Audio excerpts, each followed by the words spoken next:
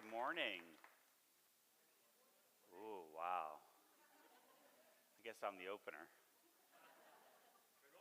Thank you, Doctor. Good morning, everybody. I'm really glad to be with you here. And also, I want to just thank everyone that made this happen. I said to a few of you, but this is the most organized team I've ever worked with in my year and a half on the speaking thing. I'm not a professional speaker, nor was I an author. I'm a foster dad and a mid-level executive at giant companies, and it's been a real pleasure to work with you guys to get this all arranged.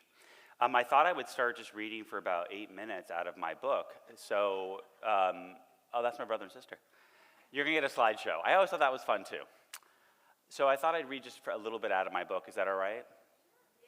And then we're going to have a conversation. So get ready with your hard-hitting questions. And I have survived Whoopi Goldberg, Tamron Hall, GMA, so I expect some really hard-hitting questions.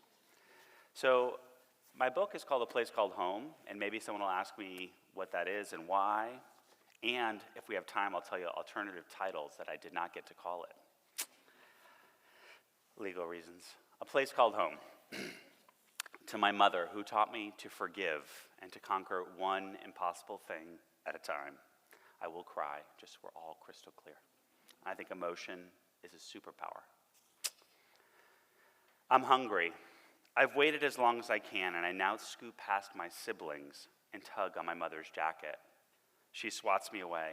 Walk straight, Mom commands, her voice deep and robotic, the voice of a stranger.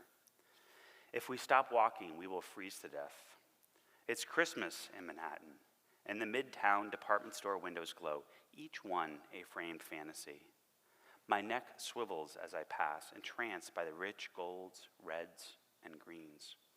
My eyes fix on a display with a train chugging in a circle around a tree. It weaves through snowy heaps of presents, some wrapped, some with pictures on toys on the outside. I'm only 5, and all I know about Christmas is the stories I've heard at the churches where we go for free meals. And that in December, music drifts from the doorway of every store, and their windows fill with magic. I want more than anything to get my hand on that train. A man crosses between me and my brother, bags brimming with gifts hanging from both arms. He steps into the street and hails a taxi. I watch as he gets in, feeling something I don't quite understand. I want to be part of his life, to be his child, to be like him, so blissfully unaware of the luxury of a warm taxi. I pull my eyes away, returning them to the backs of my mother and siblings.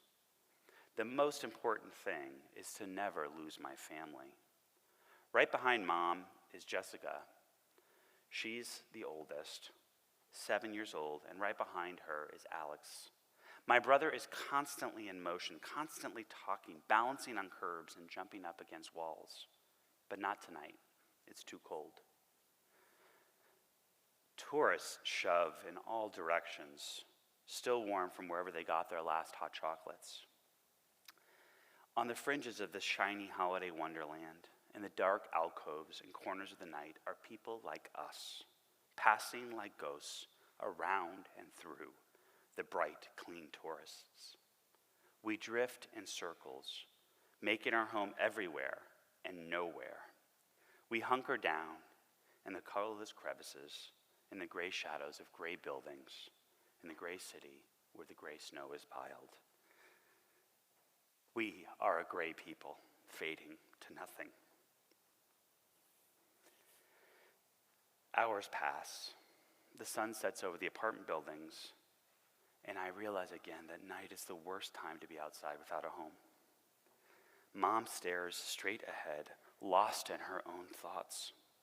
It's cold, and it's getting colder. We don't have a destination. Mom. I try to get her attention, but it's futile when she's in this fugue. She flatly repeats a refrain from wherever she is. Walk straight. Hours pass this way. The temperature continues to drop. Every puddle is now ice.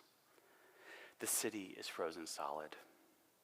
I stare down at my feet to make sure they're still there. My dirty sneakers were plucked from the trash. They're clownishly large, sizes too big. The laces wrapped not once but twice around the sole and tied in a bow to keep them on. Each time I take a step, my foot floats up in the shoe and then reconnects with the sole when I step onto the pavement. I count as high as I can to pass the time and stay present, but I keep losing track of the count. So I switch to stories. Last night, we had dinner at a church, macaroni with a sermon on the side. We heard the story of 3 kings bringing gifts to the baby Jesus: gold, frankincense, and myrrh. What is myrrh? They walked all night too, following a star. We need a star. Instead, our homelessness stretches on forever in all directions, studded with temporary refuges, a bus station, a subway car, a hospital waiting room, a slum. I'm angling for any of those right now. Mom, how about there? I've spotted a subway vent and can see steam rising from the metal grid. It's unclear whether she hears me. She does not answer, but her pause is enough to let us know we can walk over. I hear a rumble before I actually feel it and sneak a glance at my brother. Standing above the subway grate, a train shoots through the subway station below us.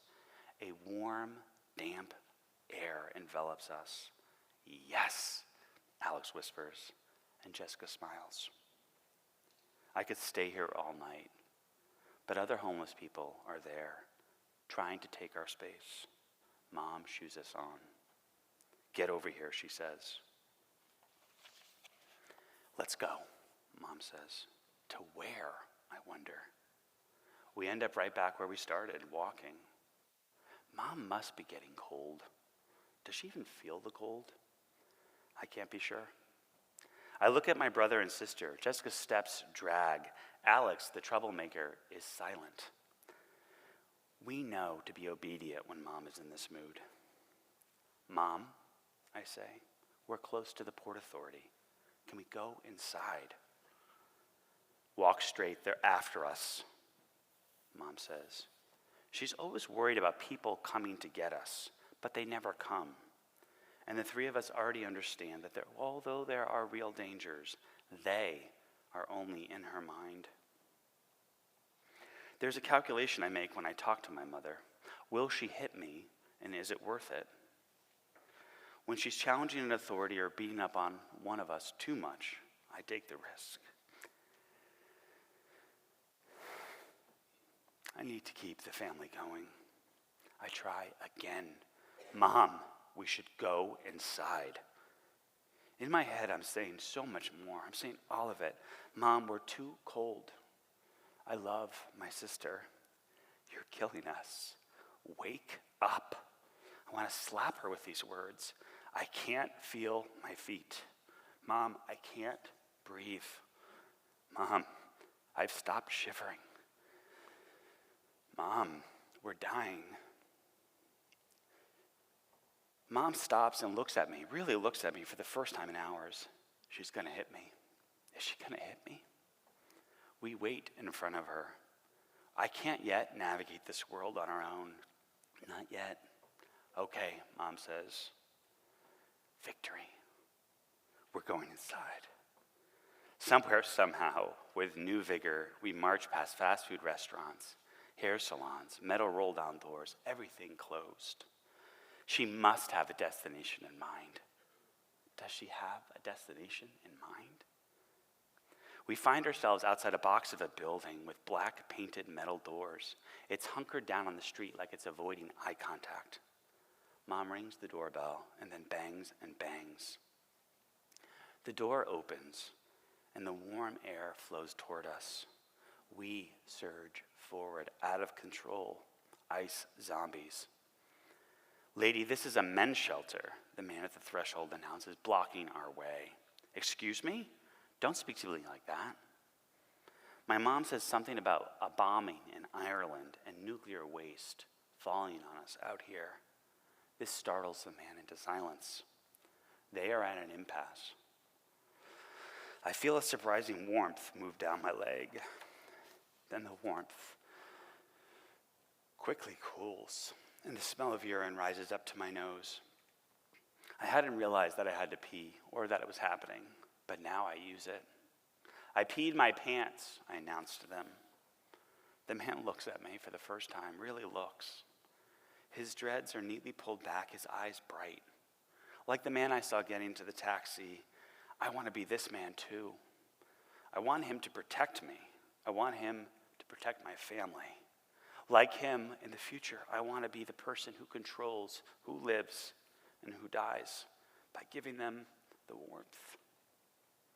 His glance flits from me to Alex to Jessica back to me. Looking at me, he says, "Fine, come in, but you can't let the kids out of your sight. This place is not for them." "You think I don't know that?" my mom says. "The guys in here are fucked up," he says. He ushers us into a warehouse-like space, and I see what he means. Some shelters are clean and bright. Many are not. There's no space for children in this room. It was never meant for us. Ahead, I see only the outlines of rows and rows of coffins. On top of each lies a single body. "Are they dead?" I ask him. "Nearly," he says. He points to a single empty cot. "That's all?" Mom asks. "What do you want? This isn't a hotel," he snaps. "Like I said, don't let them out of your sight." "Sit," Mom says. We sink down on the cot, not ready yet to shed any layers. I am in the middle between my brother and sister. I smell my own urine, but now it's dominated by the stench of sweat and vomit that brews in this overheated room. I look around wondering what has brought each man here. Did they come with their mothers too and never leave? My mom stands above us, and as my eyes get used to the dark, I see something in her face shift. Another mom is emerging. This is the one that knows what to do. This mom hugs us as often and as easily as the other moms hit us. "Is this what you want?" my mom asks us, gesturing to indicate the room full of lost souls, the strung out, the drunk, the pending miserable specters of their future deaths. Mom never talks about the future. Poverty is never about the future. It's obsessed with the now, as it must be if we are to survive. My family walks a high wire of just that, trying to survive. But I sense more than understand that my mother is asking something really deep. "No," I cry out. "No, this is not what I want," I say. I catch only glimpses of other lives, spotting them and speeding past them like an express train. But I am certain I don't want this. I begin to weep. I'm starving. I'm afraid Mom might hit me again. I don't want to see my sister Jessica fall again. I don't like it when Alex is quiet and still. I don't want to be here, surrounded by the homeless masses, sitting in my own urine. My brother, sister lean into me from either side as I cry, wanting to comfort me, but not quite able. I don't know what I'll have to do to escape this life. It's all I've ever known. But somewhere in the darkness is a spark that my mom has unleashed. She is asking me what I want. And in that question is the implication that I have a choice. I'm only 5, but I know this. I want a roof to sleep under for more than a night, with furniture and toys and blankets. I want to protect my older siblings. I want to protect us from Mom, and I want to protect Mom from Mom.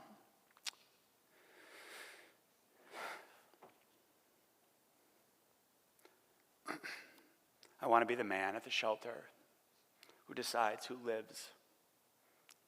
I want to be the man getting to the taxi with gifts for his family. I want to be another man too, one I have not met yet. I have no idea what life could be like. But for the first time, I know what I want. Not this. Okay, good, Mom says. She does not want this for me either. The chaos inside of her mind that spills out to engulf us. She sits down next to us on the cot. We lie back, horizontal across the cot, our feet dangling off the side. I'm squeezed between my siblings with a woman who, for a brief moment, has come as she ever gets to being a real mom. I curl into this dog pile of my family and sleep. Chapter 1.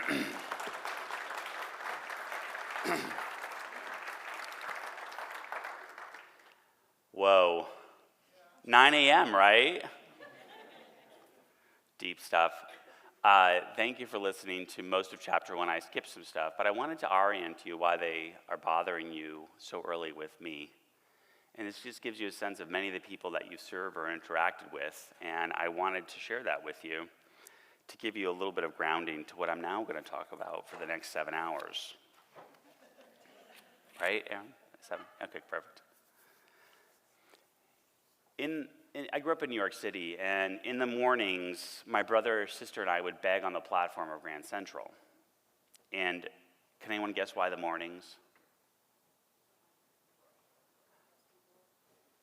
People are more generous before they've had a bad day. And no matter what you think, everyone has a bad day. They're tired. They want to go home. That's bad. They're less generous. And at Grand Central, because we lived there, amongst hundreds of other families, underneath, in the tunnels, in the restaurants, and all the spaces. On this particular morning when I was about 4 years old, it is burnt into my memory.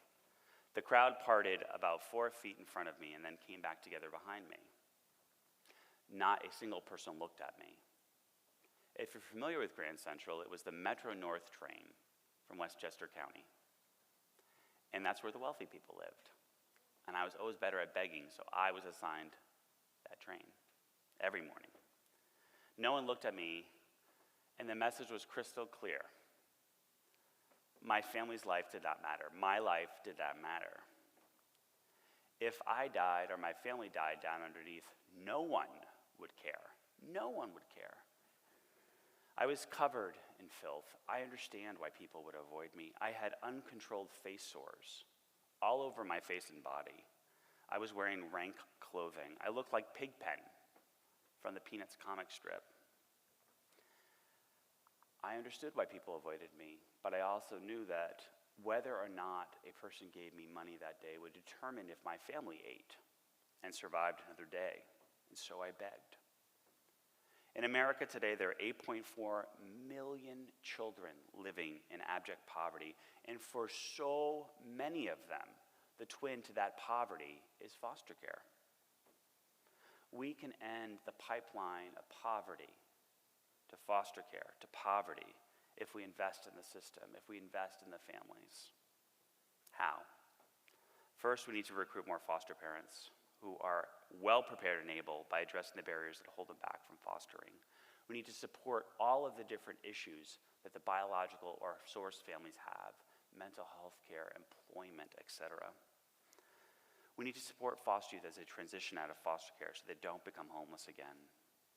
And we need to support people in the system, foster parents, social workers, medical doctors, with true tools that they need to do their job successfully and the respect that they deserve in our society.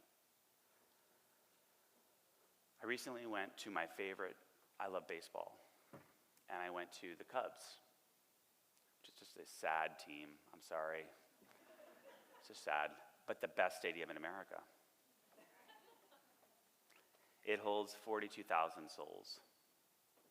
And as I was sitting there watching the game in these amazing seats, something occurred to me. Every year in America, there are 10 times that number of foster kids in the system.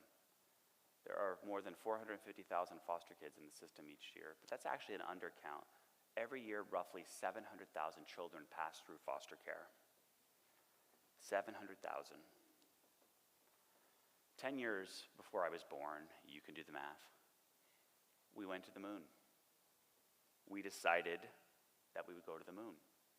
We didn't outsource it. It wasn't a company. We did that as a people without computers.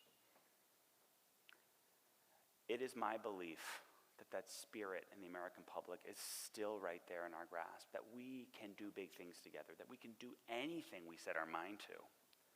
We have forgotten that. We have forgotten that we can do big things together, and our children need us to remember that energy and that spirit.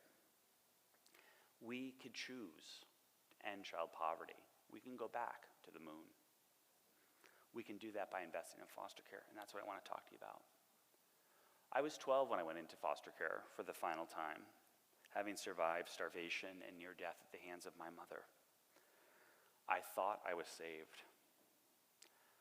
I learned years later from my social worker, we were friends on Facebook. She told me, "Do you remember Arsenio Hall?" Old people. So she told me that when I went into foster care, I did this.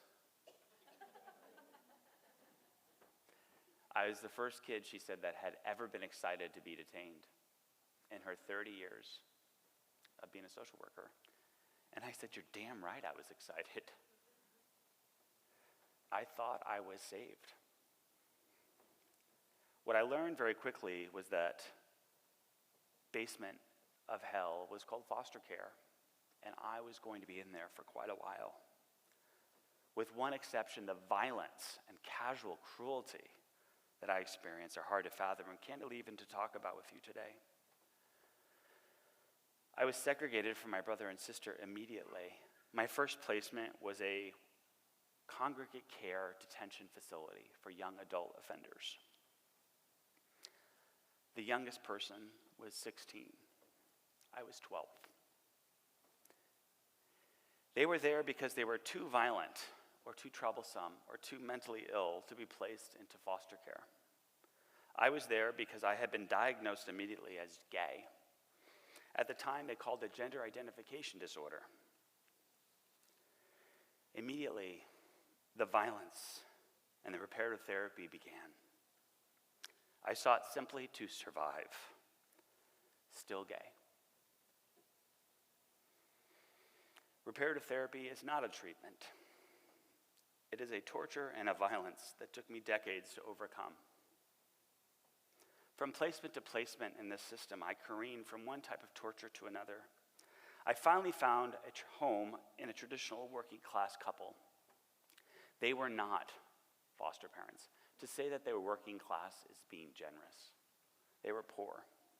Holly, my boss, worked at the YMCA, and my foster dad, would-be, Steve, was a painter, a contractor. They were not foster parents, but they did something that we as a country need to remember. They raised their hand. They didn't think to themselves, "I can't do this because." They said, "I will help this kid." And then they fought for 2 years to get custody of me. I lost track of them. They got a lawyer that they could not afford, and they fought to get me for 2 years. Why don't more people like Holly and Steve foster? Well, there's data. The biggest segment of our society are the working class, the middle class. If you ask them, economic concerns are one of the biggest barriers to them fostering. Folks are worried about retirement. They're worried about college for their kids. They're worried about health care. What if we provide foster parents, after 5 years of good service, a pension? What if we waive tuition at state colleges and universities across the country for their biological children? What if we gave them health care like a postal worker? We're talking thousands, not millions. My brother went on to serve in the military, and we honor his service. We don't honor these people. They, like social workers, are the last people on the front line on this war on poverty, and we've forgotten them. We should honor them. We should lift them up. We should bring more people into the system to decrease the pressure. It's shocking in a country with 8.4 million children that live in poverty that the phrase child poverty has not been uttered at a presidential debate since 1999. We talk about coal mining at every single debate. We should. Climate change is important to talk about. But with 8.4 million children, you'd think we'd care. You'd think this would be a front and center issue in our society. 1 out of 4 kids every day is hungry. What are their parents eating? We collectively flow around child poverty in this country like the people float around me on the platform of Grand Central. We ignore the moral and economic stain that this leaves on us. But we can make a different choice. We can make a different choice. We can look directly into the eyes of the young people and say, your life matters. We can do this by helping, in particular, foster kids when they're going through the system. When we emancipate foster kids, you're more likely to die than go to community college. If you're a girl, you're more likely to be sex trafficked than go to community college. If you're a boy of color, there's a 63% chance that you will go to jail within 2 years. If you're a girl also, within 2 years, 70% of you will have children. We can make a different choice for these young people. We can help them achieve their future. 50% of America's homeless, 50% of America's homeless were in foster care. 50%. What if we emancipated kids to a dorm at a community college in each state? What if 10 of these across the country? Housing, healthcare, mental health care. What if we emancipated them to a future where they had a vocational skill or opportunity to tackle their future? We can do this. We own the land. Instead, at 18 or 21, depending, we usher them to the street and expect them to survive. Foster youth have twice the rate of PTSD than current veterans of recent wars in America, and we expect them to thrive. It's absurd. I made it to Vassar College and UCLA School of Law, barely. And even when I got there, I struggled. I did not realize the dorms closed for the holidays. And I moved back into my car. How would I pay for textbooks? How would I pay for food? What the hell is a bathroom caddy? The language and culture of casual consumption was so alienating. I had none of the common culture and vernacular that these people had. I remember the first time my friend said, David, we're going to go get sushi. And I said, great. Go to the restaurant. They brought out raw seafood. That's my foster parents. And I said, what the hell is this? And it was expensive. I'm like, you're paying what for raw seafood? I'm like, you wealthy people are crazy. There were so many moments when I just did not understand what was happening around me. So many cultural touch points. And I can't even imagine what it would be like if I was a person of color. The culture, even when I got there, almost defeated me. I did not understand it. When we emancipate foster kids, it reminds me of like an automobile factory. We keep putting cars out onto the road with no engine, leading to the statistics I mentioned. But we own the factory that makes those engines. It's called community college. And we own the land. These are our children. We could achieve scale. Let's build that dorm. Let's start right here in this city. What if we did that? What if we extended foster care not to an age, but to a future skill or transfer? The people that we need to get them to that point even are social workers. My sister Jessica became a social worker, which is hilarious. I said, Jessica, what do you do for a living? Any social workers here? Yeah. I'm not going to put you on the spot, but I can totally put you on the spot. What do you do for a living, would you say?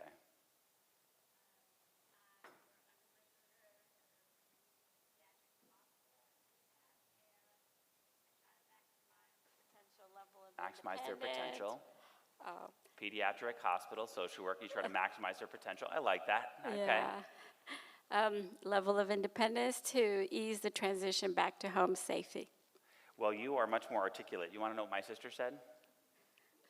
Okay, What? don't judge her. Okay. Don't judge her. I do paperwork, David. Paperwork. Here we have this highly trained woman with double degreed from prestigious universities doing paperwork. And then she followed up with, and I feel like Airbnb. Do you have space? Do you have a room? Do you have a bed? Do you have a bed? Each time there's a tragedy in the system, we attack them, mostly women, disproportionately women of color, and we give them more paperwork. We don't ask ourselves, how are we creating this system? We're like the villagers in Frankenstein. We come after these people with pitchforks, not realizing that they are not the monster. We are through our apathy. We must put down the pitchforks. What if my sister, instead of walking into a person's home, seeing what she sees, then going to 8 different databases to type it in, what if she took a photo and had it uploaded automatically to those databases? What if the health records, the mental health records, the school records, the probation records, what if all those were the same systems that she could get the information she needs to serve the family?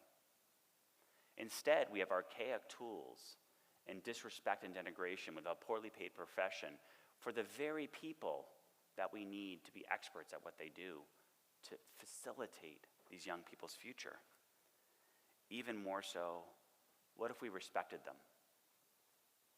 That is a free thing we could do in our society. I believe we can make this choice, but it's not enough. My sister Jessica cannot afford to buy a home within 30 miles of where she works after almost 20 years. What if we gave social workers, after 10 years of good service, interest-free home loans? It would cost the counties nothing. What if her kids could go to state colleges for free after 10 years of good service? What if we compensated them?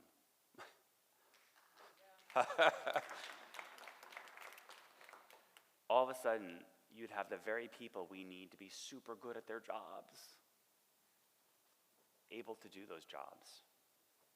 And when there's a tragedy in the system, I am the first person to tell you we need to look into it, but we need to put down the pitchforks and realize that what we've done to these people is the reason we have tragedies in the system for the most part. Child poverty is a choice. We can end it. We can end it by taking a big bite out of it, by addressing the issues in foster care. I talk about child poverty because I spent 12 years living on the street, only 6, 7 in foster care. Child poverty is an ecosystem that is killing a generation of young people. But we don't have to have that. We can end it. Nelson Mandela, Maya Angelou, John Lennon, Ella Fitzgerald, Eddie Murphy, Tina Turner, James Dean, Coco Chanel, Andrew Jackson, Edgar Allan Poe, Jonathan Swift, Francis Truffaut, Eleanor Roosevelt, Larry Ellis, Cher. I love Cher. These are all foster youth alum. I usually include Harry Potter, but the lawyer said I couldn't. Steve Jobs. The limitless possibility of the future potential of these young people is amazing, but only if we make the choice. We can have more of these, or we could have more young people dying. We could have more young people in jail. We could have more young people perpetuating the cycles of poverty and violence that they grew up with. Let's make a different choice. We can do that. But the challenge is it's us. It's all of us. We must make that choice. That's why I chose to share my story. That's why I published my diary and cry all the time. Because what I hope to do is to move each of us to do something different. I'll tell you one final story. I went on to live my life, but I became the planning commissioner for Los Angeles. Are you familiar with planning commissioners? We oversee all real estate development and land use. Development. And if you're familiar with development, people get very grumpy when you build things in their neighborhood, right? Everyone here is like, not me. I drove through this morning. I was like, well, this is a planned community. I was there one day presiding over a hearing, and it was for a shelter for women and children, which LA, if you're not familiar with, has close to 60,000 homeless people. 60,000 homeless people. And we have almost no beds for women and children. Around 600 people came to testify, almost all of them against the project. Can you guess how many units were in the project? Like 50 or 60 in the city of Los Angeles. But the mistake that they made was to put it next to a very wealthy neighborhood. Person after person came through to testify. And I sat up there, the president of the Los Angeles City Planning Commission, the third most powerful person in the city. And inside I was crying because the comments were horrendous. We need to clean it up. The it was me and my family. The it is a dehumanization of an entire people, many of whom are suffering from mental health issues, which leads to all the physical issues. And around it goes. And then this one guy got up there and he said, if they can't handle their kids, they should have aborted them. And then I started crying. On camera, on NPR, we're all broadcast. And I'm like, you know what, screw this. I am the third most powerful politician in Los Angeles. I took the ceremonial gavel given to us by our sister city, Seoul, Korea. It was a massive gavel. And I went very loudly, and I called a point of order. And I said, sir, you can say anything you want as long as it's not a threat or violence. But I want you to know something. If you're trying to persuade this body by saying that women should abort their children if they can't take care of them, I want you to know you're talking about me and my brother, Alex. And I named his kids. And I said, Jessica, my sister. And I named her kids. And I named my son. And that's not a persuasive argument. And I'm not the only formerly homeless person on this panel. There's 3 of us. You're not going to persuade us this way. About 200 people withdrew their speaker cards and sat the hell down. We need to get folks to have a different perspective on poverty. We need to realize that a lot of people have experienced violence or suffering from mental health issues or had child trauma walk amongst us. We need to realize that their potential is unlimited, and not just with famous people, but people who just go out and live their life. I want to end with just reading one thing, and then we're going to open up for questions. Because gosh, I think we need a little hope, don't you?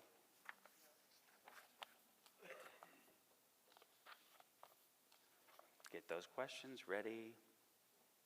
So this is the one paragraph I'm going to read, and then we'll open it up. So I'm at Vassar College, and I'm about to graduate. The speaker was a guy named Tony Kushner, who's a playwright. He wrote a book. He wrote a play called Angels in America, and others. Won every award. I had never heard of him before. I was like, we went to Vassar. It was very expensive. You couldn't get Oprah? We all thought that. Everyone at every college was like, where's Oprah? I watch in awe as in a fast-paced staccato, Tony Kushner delivers an hour-long commencement address in 30 minutes. He urges us to be aware of what is coming in this post-9/11 world. It is a call for action, for us to be political, to claim power, to redistribute it, and legislate it into justice. His words converge with everything I've been thinking and working toward my whole life. This is exactly what I'm going to do. This is my plan. And what can drive us forward in a world that is full of people who seem determined to bring it to an end? Hope. Hope. Hope for me isn't a choice. It's a moral obligation, a human obligation, an obligation to the very cells of my body. Hope is a function of those cells. It is a bodily function, the same as breathing and eating and sleeping. It is hope that has made me brave, hope that has kept me clawing for the surface when I was drowning, hungry, abused, torn down, and almost erased. Hope that has preserved my fight in my identity. Relentless, unexplainable, insanely impossible hope that has brought me to this chair on this hillside in this rather awkward cap. My full family behind me and around me. I will drive west infused with that hope. I think of all my foster siblings and all the kids I met along the way homeless, all their faces flashing in my mind. My heart presses toward them. I'm hoping they made it out too. My soul holds on to that hope. I hope that they're safe in determining their futures. I hope that hope is theirs too. I know that I'm going to help them, and like us, others. I want to help kids get off the street, to make sure they're never put through a system that grinds away hope. This mission gives meaning to everything I've experienced. It will shape everything I do. Out of all the darkness, hope becomes my home. Thank you very much.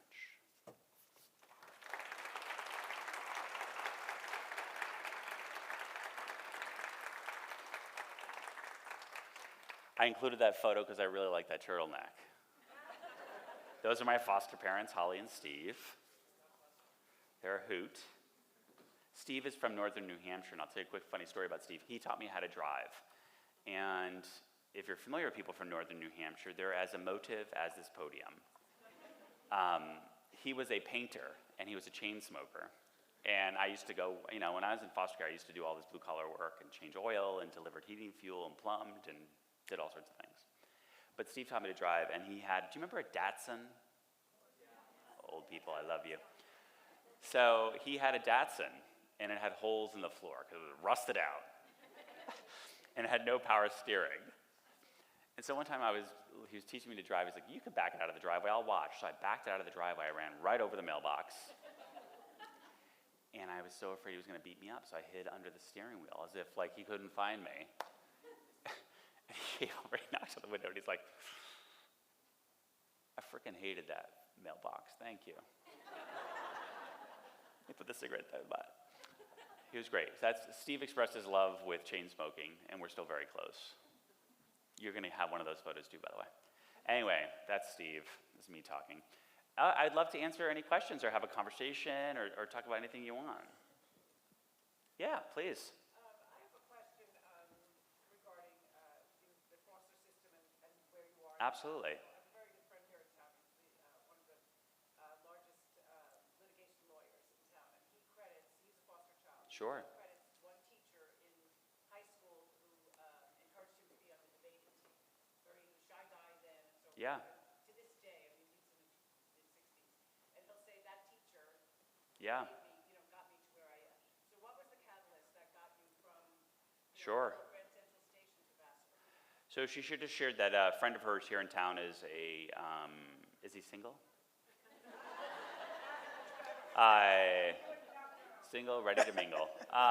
So I would love a Texan. So Not this one. I'm going to let that go. Her friend is a lawyer here in town. He too went through foster care and had an individual that really changed his life. I think for me, I get asked a similar question, but I'm gonna answer your question. But this other question is, what was it? What was it that allowed you to, I believe, the thought being, if we can map it, we can duplicate it. The hell that I went through should not be duplicated. The pressure that forged the person that's talking to you, even though I'm afraid of crowds, should not be created. There are very many moments when I could have gone the other way. I remember so many times I broke into homes. What if I had been black and caught? There are so many moments when I shouldn't have been here talking to you. There is no one person. I will say the credit I give most is to my mom. My mom has 3 children with advanced degrees. That's not normal in any family. And it was my mom. Even when we weren't in school, which was 99% of my life, she would say, "You're going to go to Harvard." I knew Harvard before I knew sushi. It was like the high temple. It was like we worshiped the Pope. Apparently he was at Harvard. I mean, it was everything. And she would say, "You're going to be a Supreme Court justice." Didn't really understand what that meant, but she would say it. And then when I went into foster care, school for me became the only pathway that I saw, even when I wasn't necessarily staying at home. I would give most credit to my mom, but I would just say, like many of us, our life is that's a Marian Wright Edelman icon, created the Children's Defense Fund. She's an amazing person. I would say it was my mom mostly, but otherwise it was luck and happenstance. I describe my life as some mix of Forrest Gump meets Hillbilly Elegy with a little bit of Precious.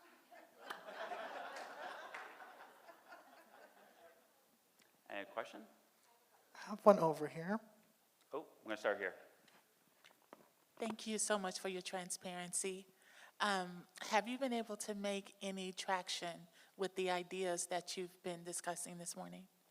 I'm not going to repeat, everyone heard you. So I was just about to repeat your question. That's so silly. Yes. So human beings know how to build buildings. And it's taken me 15 years, but we're about to break ground on the foster dorm.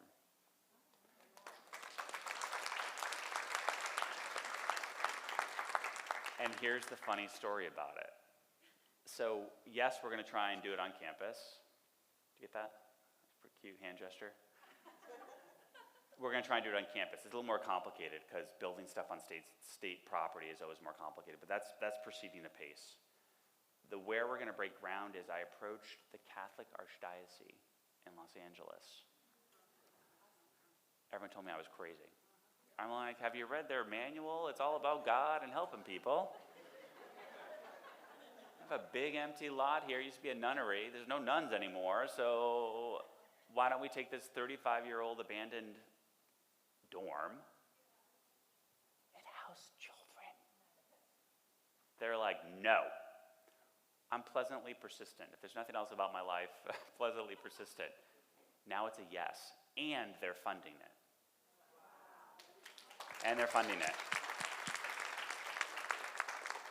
I want you to walk away today and figure out how to build one here in town. There's no reason. I looked at your stats coming in here, and I was like, oh God, they're just like LA. You guys can do better. We can do better. We can all do better. Yes, I have been part of a California effort called the Data Linkages Committee, which sounds so sexy.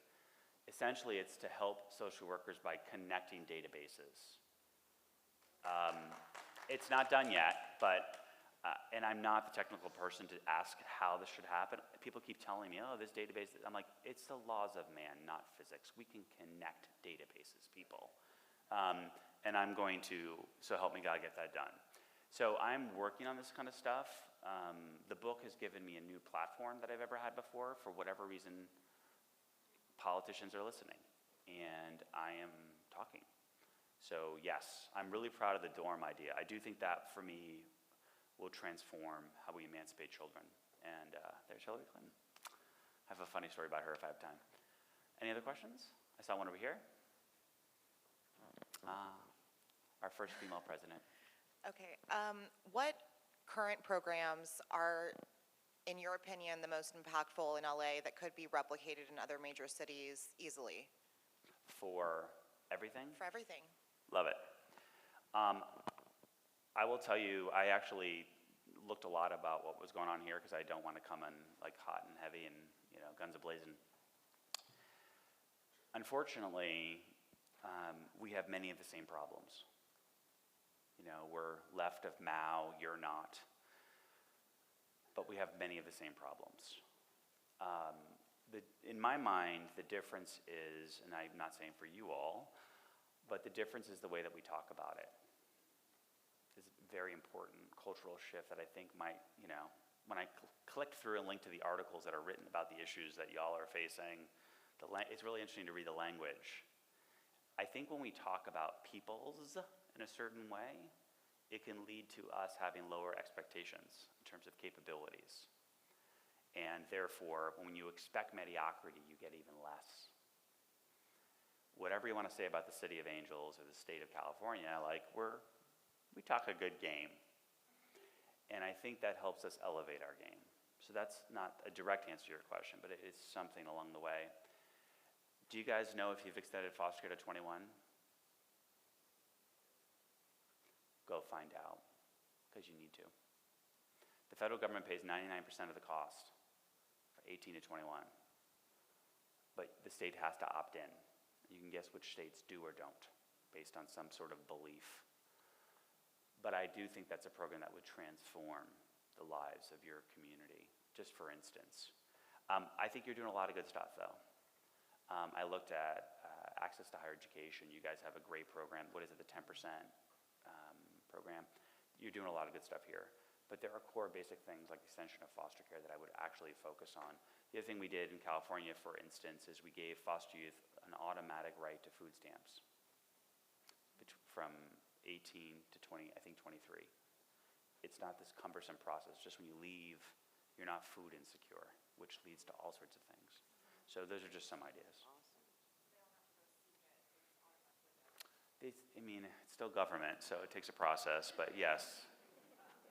She asked if they just get it. No, you have to, I mean, it is a process. We're trying to make it better, but instead of the pendulum being no, it's now yes, but.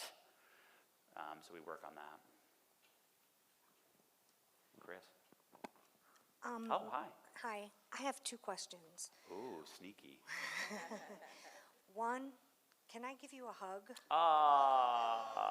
And two, what's the entry point to start doing something? Yeah. Yes. After. What's the entry point? This is going to seem silly, but I want you to like do it with me, and I'm going to judge you if you don't. Would everyone please close their eyes? In your head, picture placing your child in foster care right now. What does the system look like that you would want to place your kid in? Who is in the home? What skills or qualifications do they have? What support is the state providing? If you don't have a kid, imagine placing yourself. Now open your eyes.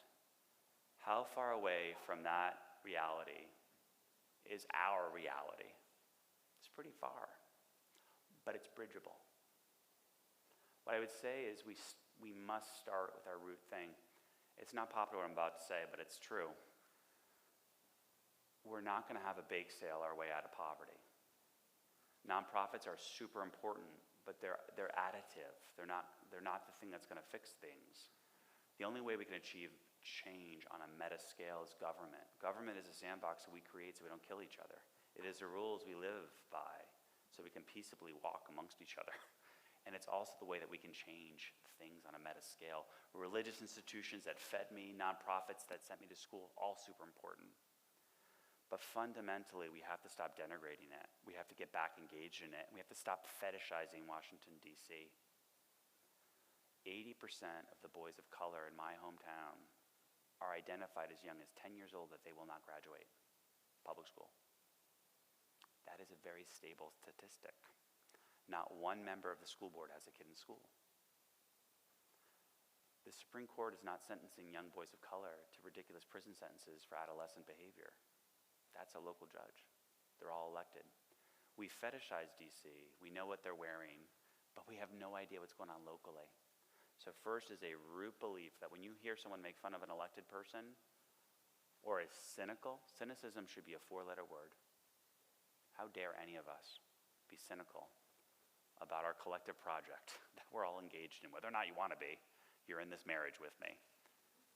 We must believe in each other again and our ability to do big things together.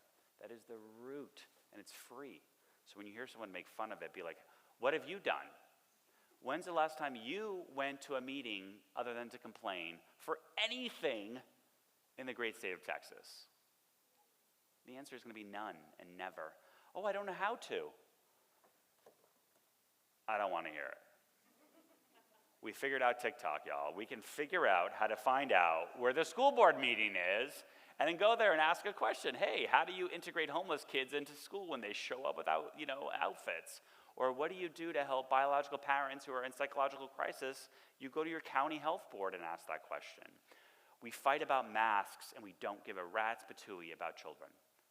How and what? Find out what your entry point is. Create that influence. Let's say you influence 10 people in your life. Imagine if this room influenced 10 people to re-believe, reinvest locally. You would change the city, if not the county, if not the state. So it's very simple answer to your question. So yes, after, and that's my answer to your question. Yeah. Thank you so much for your story and for sharing this morning. A lot of what you said has resonated with me, and I have two questions for you. One is, in thinking about the PTSD, the trauma, the impact that it has on the brain and the body, and self-confidence and self-worth, can you describe or talk about what was most beneficial for you from services as far as behavioral and mental health services, and maybe areas for expansion or growth or opportunity?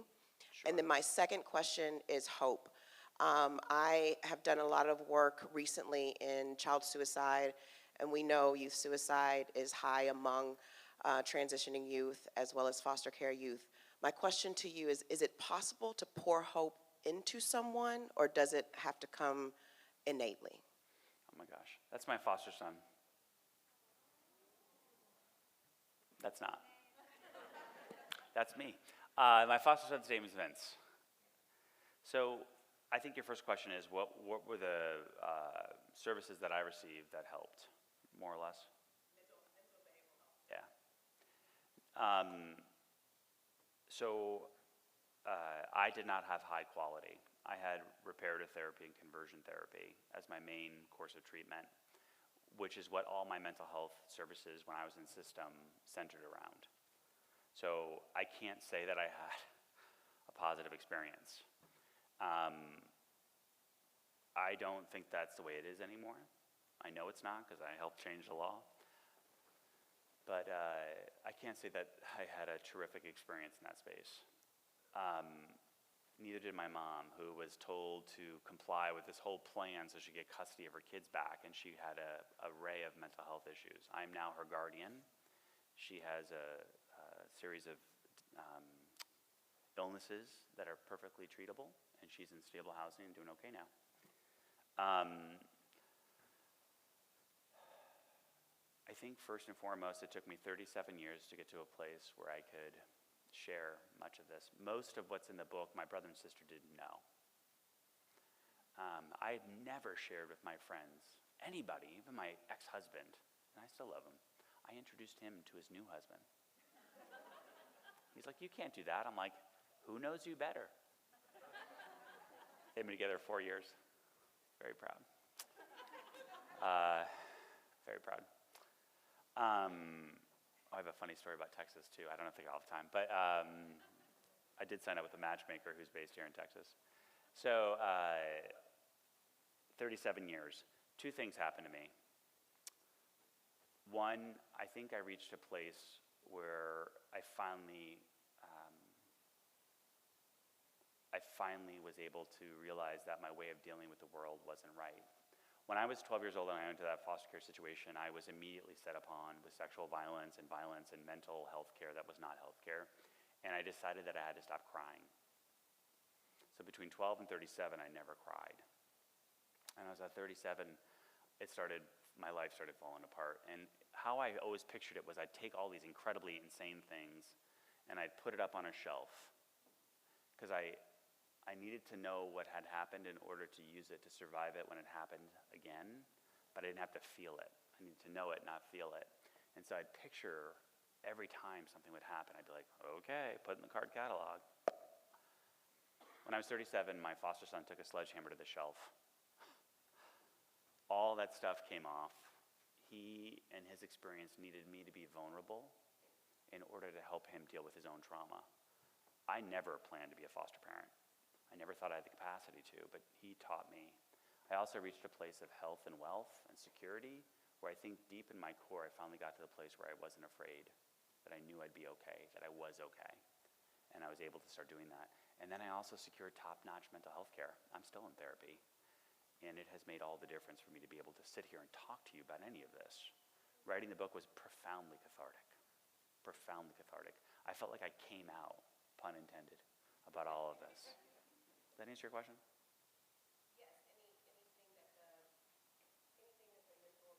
Systems could have done better, maybe starting earlier.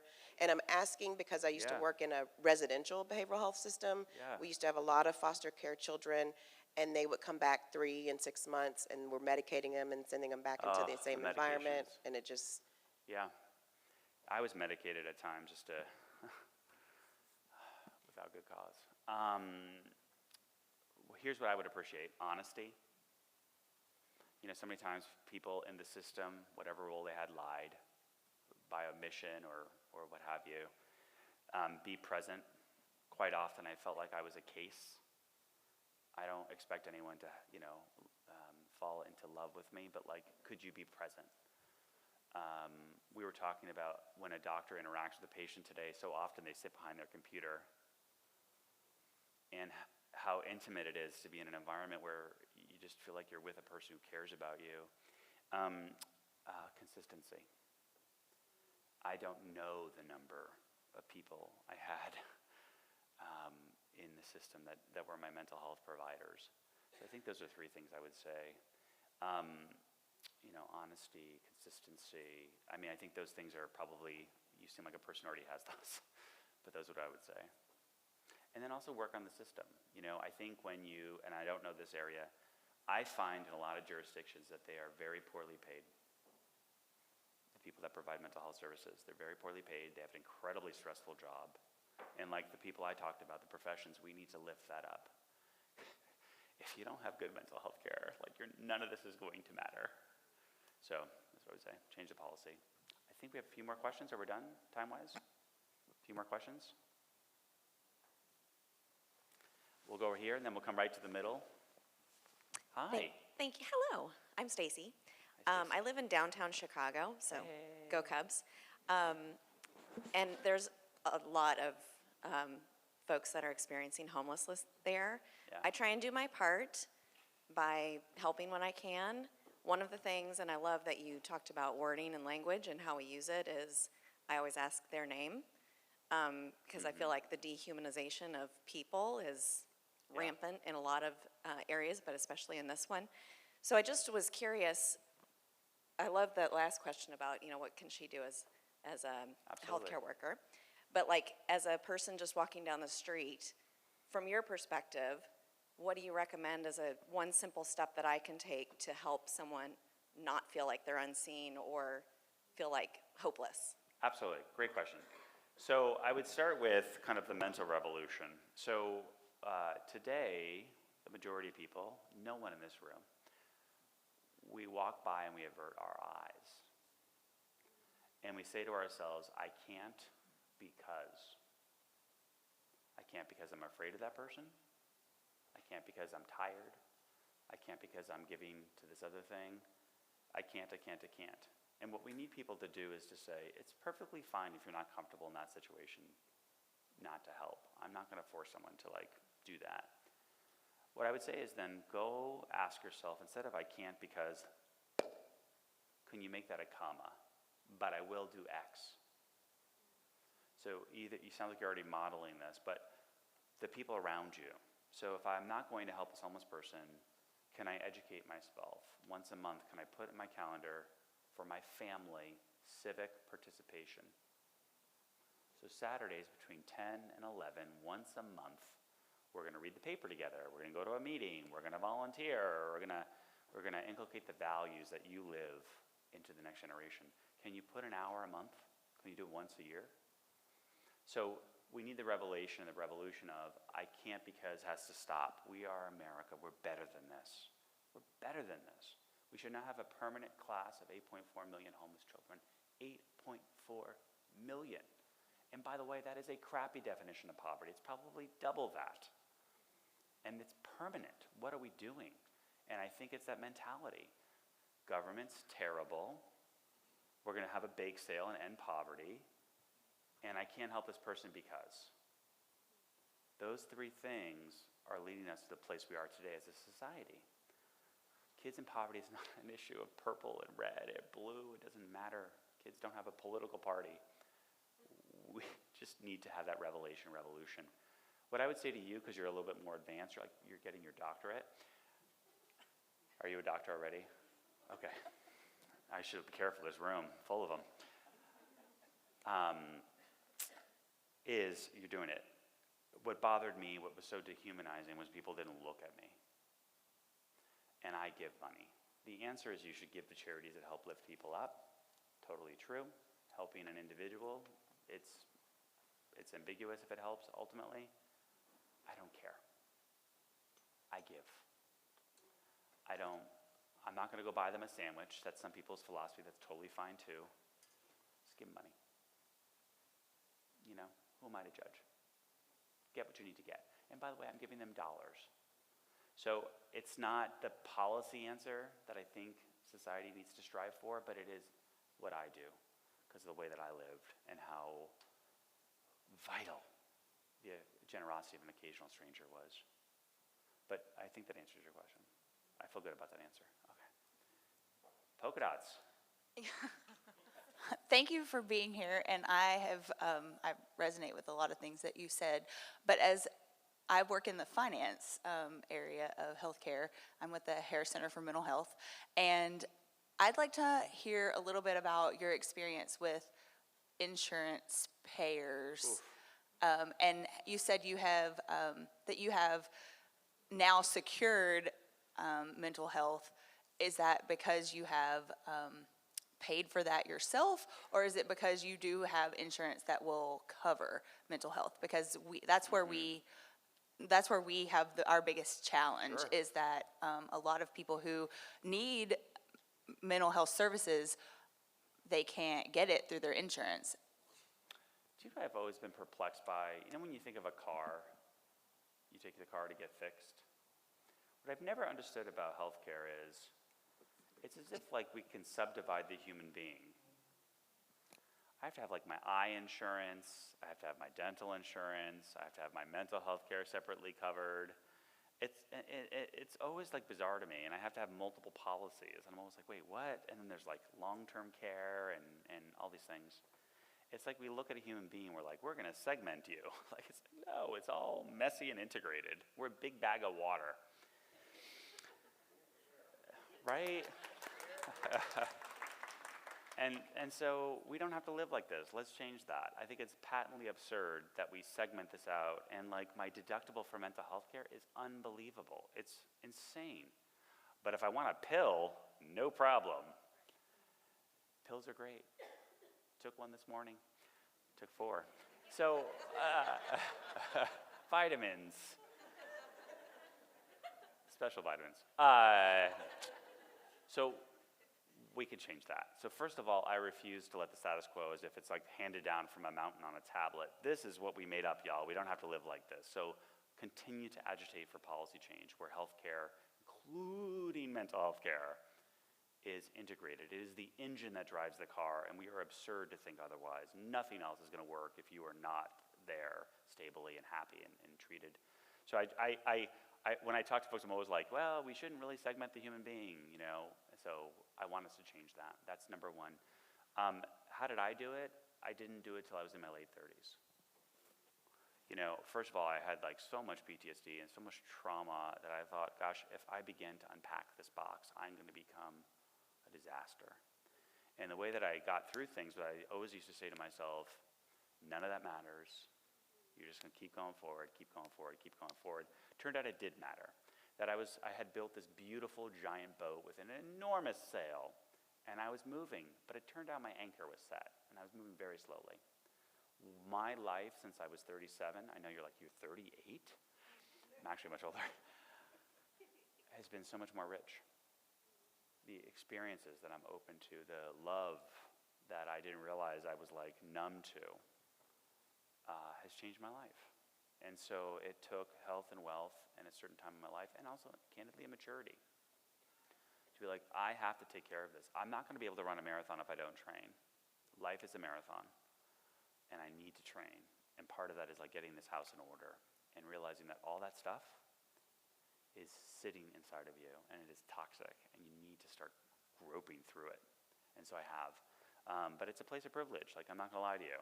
First of all, we need to change that. It drives me batshit, or crazy. Sorry. Second of all, it took a certain level of health, wealth, and maturity to get to that point where I realized that mental health care is not well, maybe, yes. And so that's what I advocate with foster care too, is it's not enough to give a kid food stamps. I talk about this in California. What's the mental health treatment plan for the kid between 18 and 26 when the last benefit is out? And the answer is, well, we'll give them a referral. That's not a plan. It's not a plan. So there you go. I think I have to stop. Is there maybe one more question? We're done. I want to thank you all very much. I'm going to take a photo, so hold up your book. You're going to be in my slideshow. Oh, we do have one more, but first the photo. Sorry. I'm following directions here. Don't yell at me, Chris. Mine's an audio book. You're hilarious. Oh, God, you're so beautiful. Oh, look at you. Hi. Okay, last question. Yes, I'm curious. Scorpio. To know what happens with the special needs children in the foster? What happens with nothing good? Is it easier to? It's more difficult, I guess, to place them and get them a home. Yeah. Real And quick, so- I'll tell you, that's a really important topic, and I don't want to give it short shrift, but I'll tell you a specific thing that is actionable.